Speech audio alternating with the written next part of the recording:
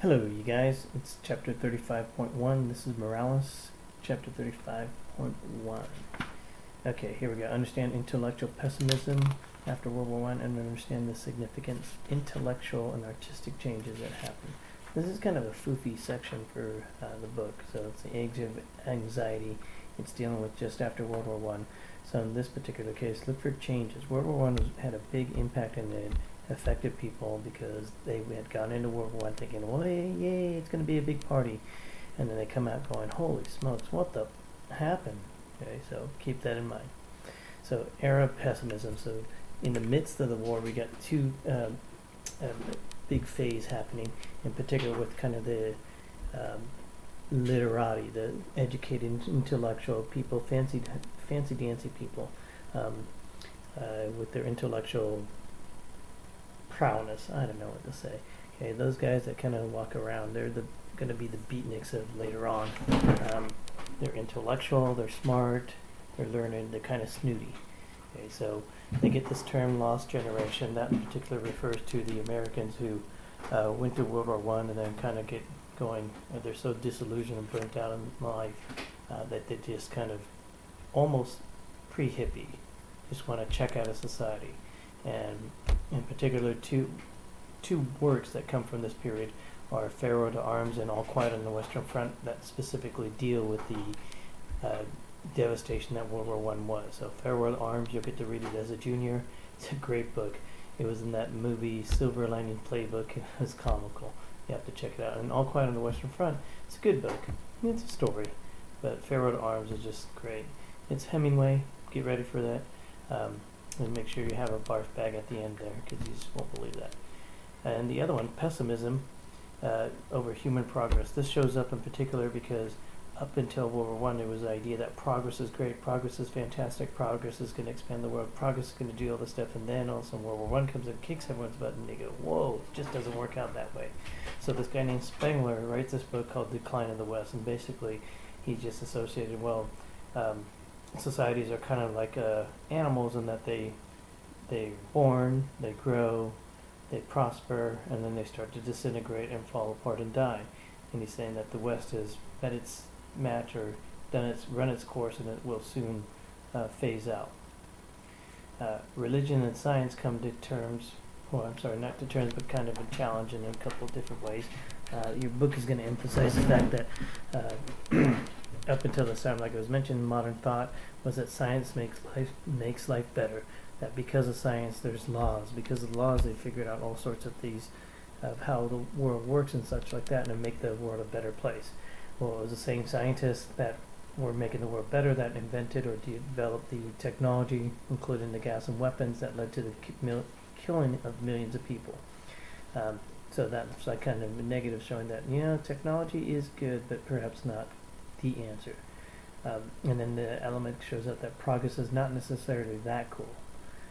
And this shows up in particular with kind of a pushback to religion that's going to take place in America more so, and you'll see that in the American history next year, but also in the rest of the world, where they're saying, this idea that technology was going to bring about God's plan on earth. Well, it's not going to happen. God's world is not this world, and that's by the Berdyaev guy. He's the Orthodox dude. And then new thoughts on democracy. Pay attention to this part, because this is where it gets a little confusing. Remember that the democracy is kind of a new thing. There's just a couple groups doing it, and more start to participate that. Within Western society, there's a push for more liberal democracy and allowing more and more people to vote and moving away from the monarchy. So it's not too long ago that most of them had some sort of monarchs. They're only currently or recently within the constitutional monarchs or in a more democratic system, like what's going to happen in England and other parts. So it sounded all great, but now it seems like it's not working, and the fact that more participation is kind of a negative point. Remember that they loosened the property restrictions, and after World War I they allowed women to vote, and that this has kind of created a situation where you have the rule of inferiors. Once again, this is pushed by the intellectuals who see themselves kind of as more astute, more intelligent, more capable. And one of the guys that professes this idea is Ortega y Gasset, who writes about the revolt of the masses, implying that because the mass amount of people, mainly uneducated people, are now voting or participating in democracy, that these people are running kind of a tyranny of the majority, and they're making poor decisions because they don't have the intelligence to make competent decisions on all things. This will play out soon when you see that one guy that started out the book coming up. Started out the chapter, excuse me. More changes. As science progresses, scientists learn more and more that we don't know as much as we know. So Albert Einstein, very, very smart guy, you guys know that, but we don't always know why he's smart. So after doing quite a few things, he develops this theory of what's called special relativity. I think it's the E equals mc squared. I just want to put that in there, but I think it is. I'll ask McKee more about it. Basic theory is that neither time nor space are absolute. Two concepts that we thought were absolute, time, it just keeps on ticking into the future, song, and space, that there's always going to be space. Well, it says that varies with the observer, and he has some sort of process to kind of prove the theory or to set up the theory, but it basically stems down to that nothing is absolute. So no laws, the laws of math, the laws of whatever, they don't really exist. They can't be certain. So that leads to there's no truth. And this is reinforced by this other guy, Heisenberg, who, aside from being one of the characters in Breaking Bad, also developed this. Well, he's actually not in Breaking Bad, but anyways, developed what's called the uncertainty principle, which actually makes a little bit more sense, but then kind of trips your mind out. It basically comes down to the more we know about an item, a particle, as to where it's at, the less we know about its movement. The more we know about its movement, the less we know where it's at.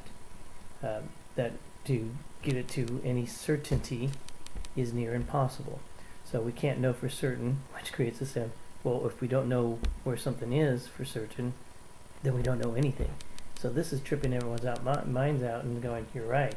The world is all messed up, and all the laws that we thought were laws, that were new laws, are not really laws.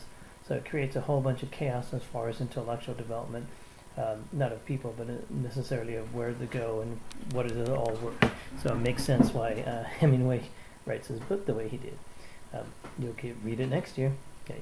And then concepts start to be applied to society, kind of like the other things that we mentioned, that they come up with these theories and start to throw them into society. They don't always necessarily match up because people don't always go by rules or concepts, but I guess there are no rules or concepts. Alright, then there's this guy named Sigmund Freud, and he gets a big press in the book. I don't think you're going to see much on the test about him. Anyways, he starts to he starts to delve into the idea of psychoanalysis. So this is this theory that he can solve situations or look into situations by analyzing the person's internal thinkings or subconscious, and he comes up with the idea of the id and libido and these other things to kind of explain certain things. And so he's working with a lot of repressed women who have to keep this uptight situation. Anyways, more of that later on. There's a lot of fainting going on by high class and women because they're in those corsets and stuff, and they have to maintain this status and everything, and they really don't get air into their lungs because of the situation, and all sorts of good stuff like that. But he says that the basis of it is because of sexual repression and sexual desires and fears. So repression of those to keep them away. Don't think about them. They're not supposed to be thinking about them. Then you think that you're a bad person because you're thinking about them, and that you can't let anyone know. And all this creates a big situation for people kind of not necessarily going crazy, but having some issues. He starts to develop this idea of that you can learn about your subconscious by analyzing your dreams, and he starts to string this together with what's called free association. I say a word, what do you come up with? And so he has kind of a guideline for what's acceptable in the realm of I would guess not crazy or not certifiable to those that aren't, but he's creating it, so he's going by his own guidebook thing. So I think there might be a little bit of uncertainty with that element. And then all these things he starts to apply to mythology, religion, literature, and art. All the things he starts association start to show up in many of the popular culture ideas at the time.